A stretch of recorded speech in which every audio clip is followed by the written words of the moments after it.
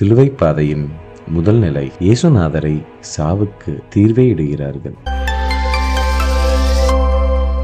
பொழுது விடுந்ததும் தலைமை குருக்கள், மக்களின் மூப்பர்கள் யாவும் இயேசுவை கொல்ல அவருக்கு எதிராக ஆலோசனை செய்தனர். அவரை கட்டி இழுத்துச் சென்று ஆளுநன் பிலாத்திடம் ஒப்புவித்தனர். பிலாத்து அவர்களிடம், அப்படியானால் மெசியா என்னும் இயேசுவை நான் என்ன செய்ய வேண்டும் என்று கேட்டான். அனைவரும் சிலுவையில் அறையும் என்று பதிலளித்தனர். அதற்கு அவன், இவன் செய்த குற்றம் என்ன என்று கேட்டான். அவர்களோ சிலுவையில் அறையும் என்று இன்னும் உரக்க கத்தினார்கள். பிலாத்து தன் முயற்சியால் பயனேதும் ஏற்படவில்லை, மாறாக கலகமே உருவாகின்றது என்று கண்டு கூட்டத்தின் முன்னிலையில் தண்ணீரை எடுத்து, இவனது இரத்த பலியில் எனக்கு பங்கில்லை, நீங்களே பார்த்து கொள்ளுங்கள் என்று கூறி தன் கைகளை கழுவினான். அப்பொழுது அவன் பிரபாவை விடுதலை செய்தான். இயேசுவை கசையால் அடித்து சிலுவையில் அறையுமாறு ஒப்புவித்தான்.